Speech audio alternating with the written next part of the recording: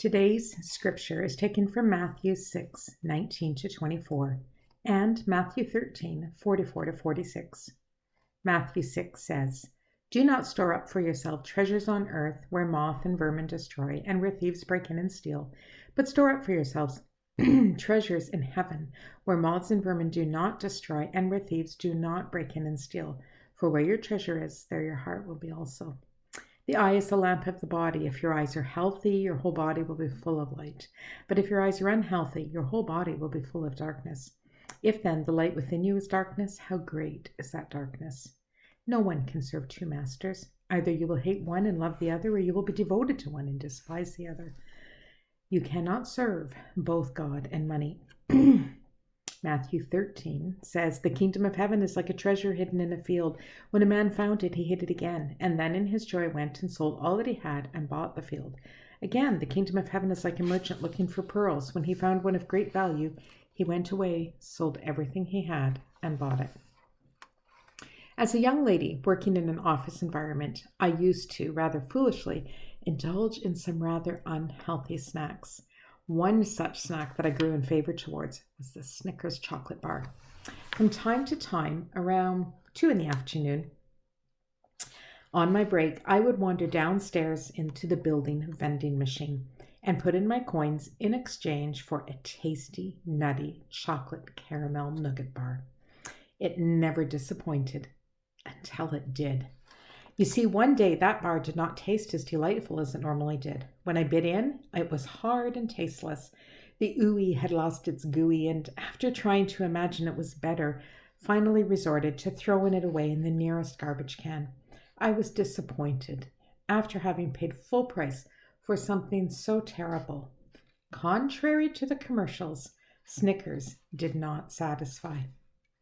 Now, Jesus is, of course, not talking about a Snickers bar in these passages, but he is talking about something that does not satisfy and, in fact, will ultimately disappoint. And that something is wealth, the treasure of the earth, the things that we fix our eyes upon, pour our heart into, and fully believe in until the day that it truly lets us down. Treasures cannot satisfy. Two big factors are happening here. Firstly, the people are generally poor. Most everyone was.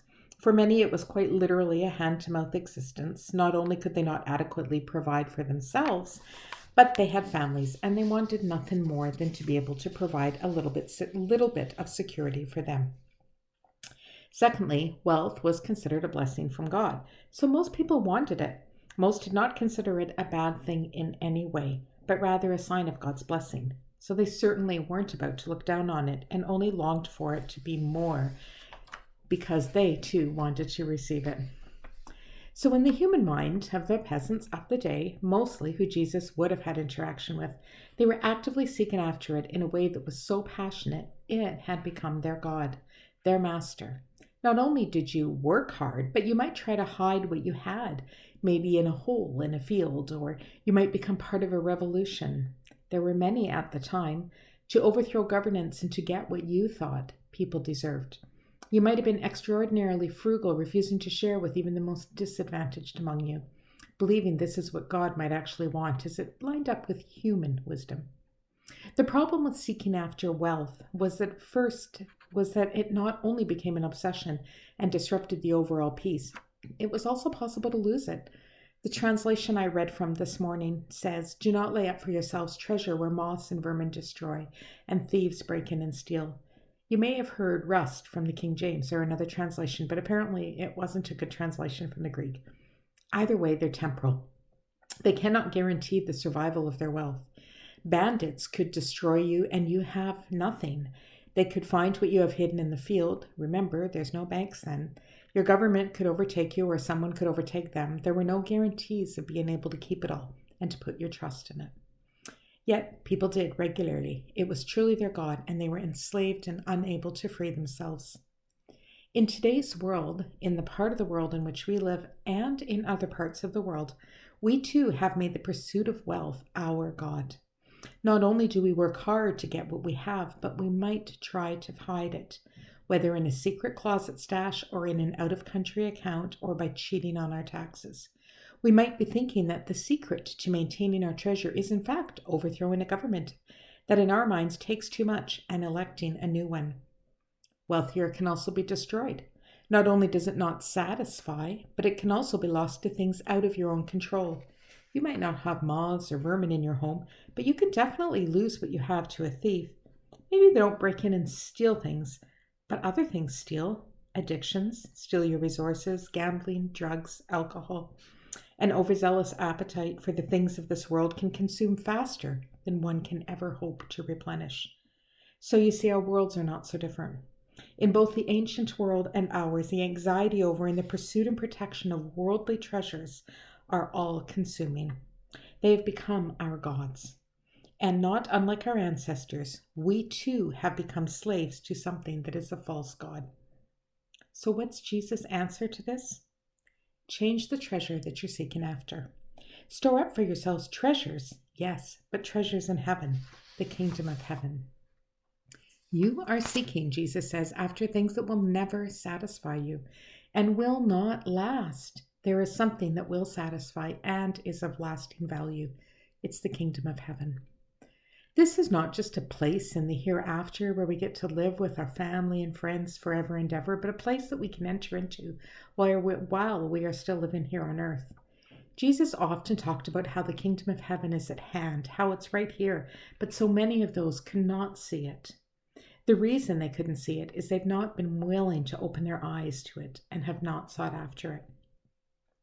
In verses 22 and 23, you hear Jesus talk about eyes.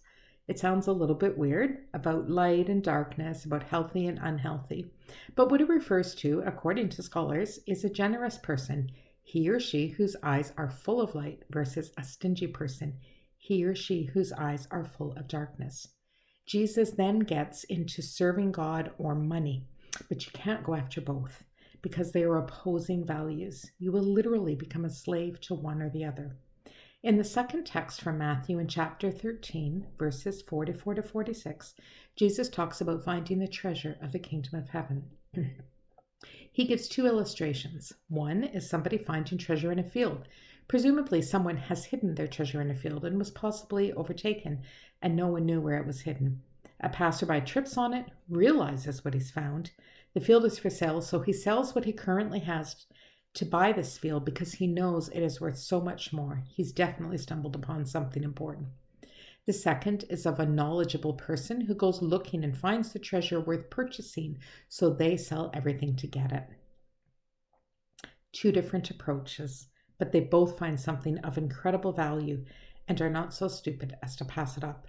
They know it's worth giving up every single thing they have to get this treasure.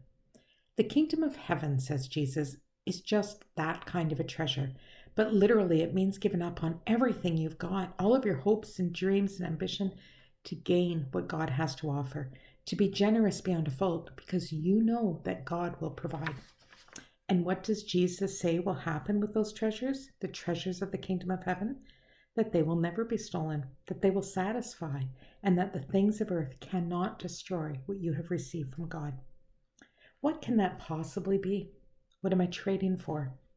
You are trading in for a closer walk with God. You are trading in to have your eyes opened to the ways in which you can be of service to other human beings. You are trading in for values that cannot be taken from you. Values like living generously, not just with money, but with your time and compassion, actively making a difference in someone's life.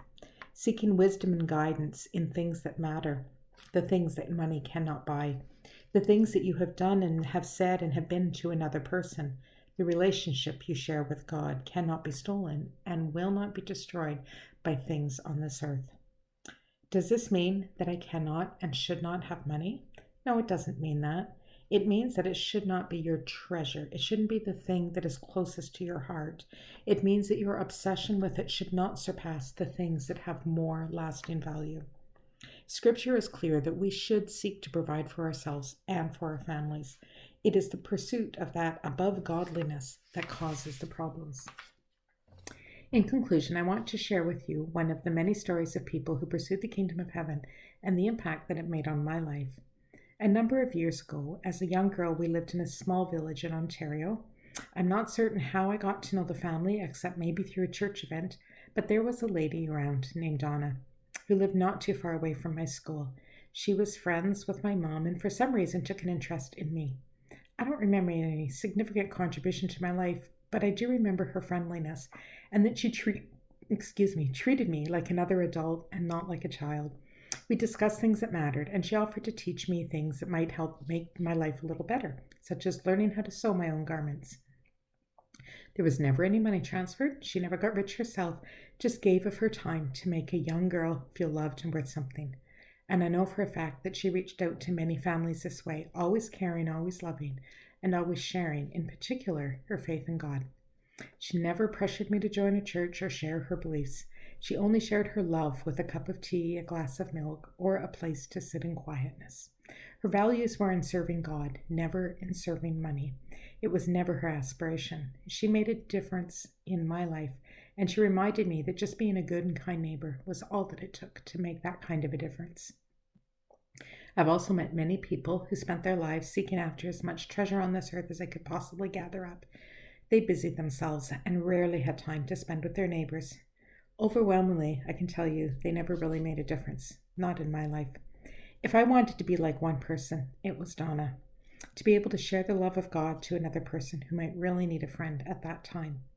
When we change, in my mind, that is a kingdom of heaven, loving your neighbor as yourself and sharing God's love.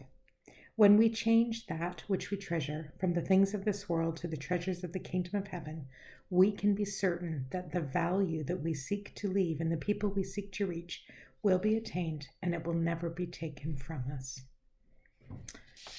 My prayer for you is that in these days of the Lenten season, that as you think about the treasures that perhaps you have laid your eyes and your heart on, that as you think about those things and you think about Jesus and the sacrifice he made for you, that you would want to lay down the treasures of this world, that you would think, you know what, it's not really worth going after. I want to go after something of value. I want to seek the kingdom values. And I pray that as you do, you will be blessed beyond measure, that your needs would be provided for as far as your physical needs, and that you would know all of the joy that comes from serving a God who gave us all as you give your all to him. Thank you for joining me. Bye-bye.